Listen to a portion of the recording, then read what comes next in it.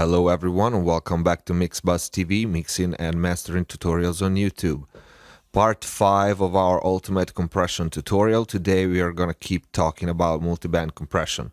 We're going to see a couple of examples on drum bus and the whole mix. Obviously we're not going to be able to cover all the possible uses that you can have for a multiband compressor, but we're going to try to focus on the concepts, and hopefully that will be useful enough for you to go and experiment with your mixes. Okay, let's see some possible uses of multiband compression on a drum bus. I'm not exactly a fan of multiband compression on the drum bus.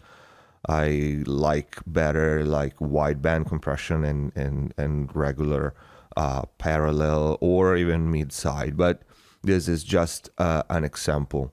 So the first thing that we can try is, for example, if we have a kick drum that is too much or a little wimpy, and we're gonna see both way to treat it with a multiband compressor. So let's start.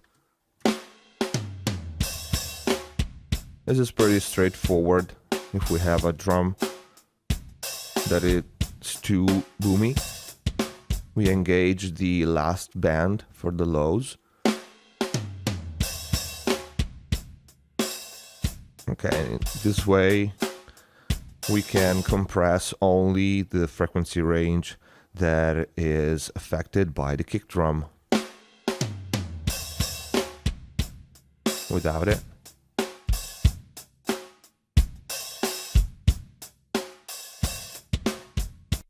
right now the settings, as you can see, are very aggressive with a -24 range and a very fast attack. Let's try to and it's squashing the kick drum completely. Let's try to ease the settings a bit.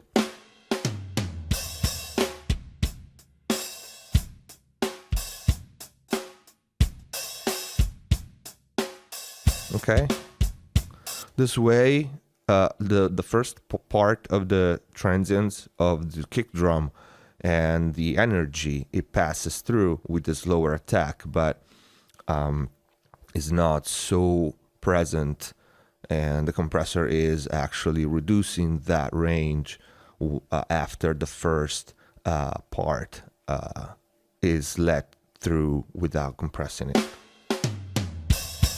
It's a little punchier, while a fast attack, it chokes it. Okay, if instead we have a kind of a wimpy kick drum, we want to give it more bottom end but still controlled, we can turn the volume up at this band, let's say about 6 dB, just for the example.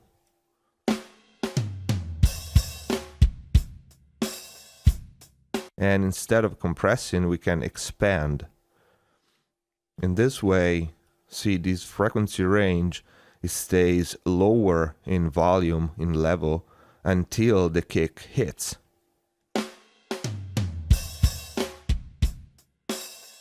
Let's lower the threshold. And this way we want the attack all the way.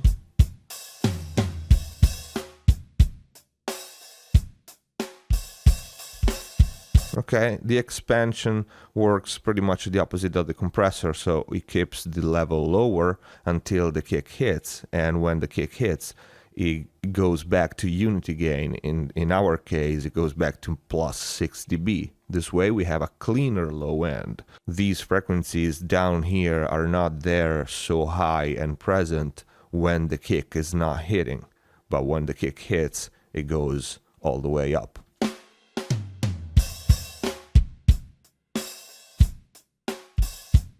Without, with, a little too much.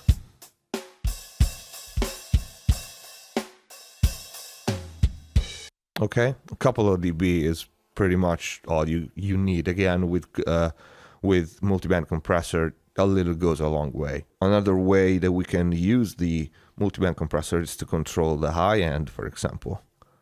Some sort of de-essing for cymbals or any high frequency content up there. So let's go where we have some cymbals. I know we do at some point in the song. Maybe here.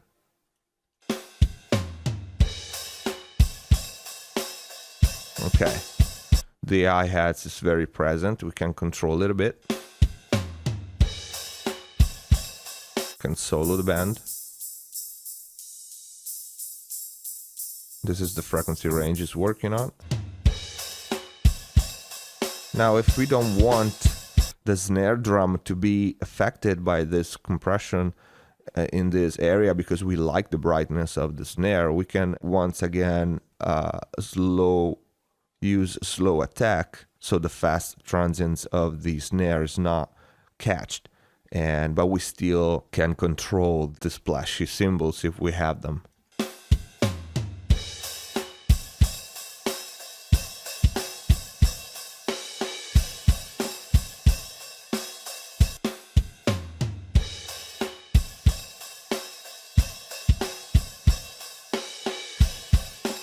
Okay.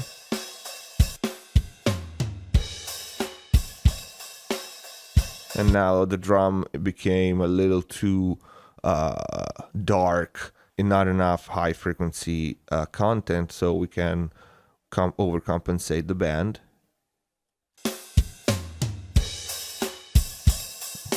And have brightness but controlled.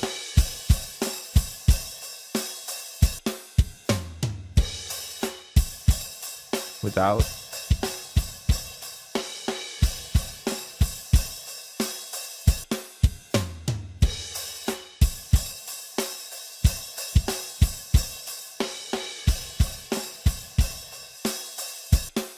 Okay, so this is just an example. There are many ways that you can possibly use multiband compression on drum to reveal the room, to make the sound of the drum a little tighter using the expand function instead of compressing, and 1,000 more. So for now, this could be it for the multiband compression on drum, or this video will never end. So let's go on with the next example. So another way you can use multiband compressor on the master fader on the whole mix is to control perhaps a vocal that is a little bit too on top of the mix, a little too loud. And again, maybe the overall vocal level it's okay, but some parts interact with the rest of the instruments at the end of a mix, that it might be that a specific frequency range is too much on specific parts. And this is why you don't use a static EQ, but you use a multiband compressor, because you want to take out that range, you want to take out a specific frequency, but not all the time. So let's bypass all the other bands and look for the vocal. She was the finest thing that I ever did see. I walked over to her, just begging a plea. Okay. I said, hey baby, Without it. do you wanna go out with me? You won't know what she said. She said. Okay, again, it's just an example. This is not mixed, and keep in mind that even just turning it on, the multiband compressor will change somehow the tonal balance and the overall tone of the mix, just because it has to split the signal, okay, in different bands, and these bands have filters and they will cause phase shift.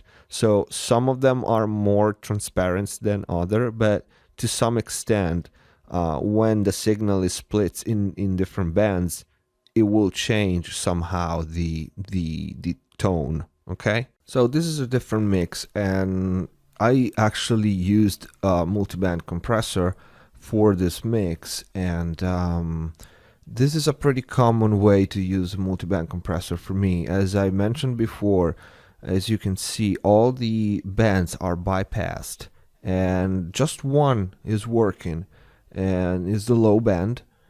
the range is very, very little. So 1.5 is just to show you a real life application for this kind of processor, and it's taking out just a little bit, and the crossover frequency is a 92, so think it as a low shelf EQ that goes from 92 hertz down, and this is what it's doing.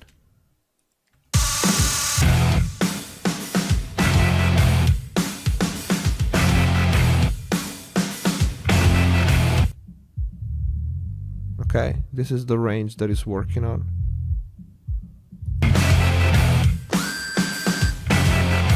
Without it.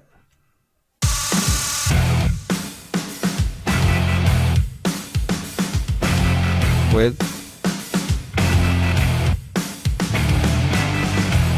It's not like night and day, but if you listen, especially the bass is a lot more controlled. Just, a couple of dB of compression down there, it makes a lot of difference. So don't usually, unless you go for some crazy effect, don't go like overboard with multiband compressor.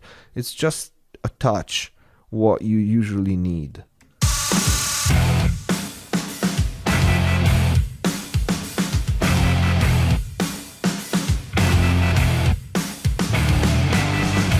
Okay, in this case I use the Opto Mode because I like better the Opto on the low area, especially in this mix.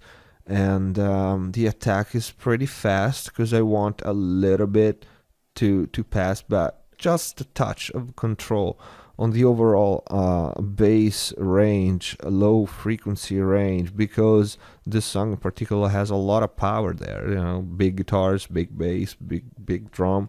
So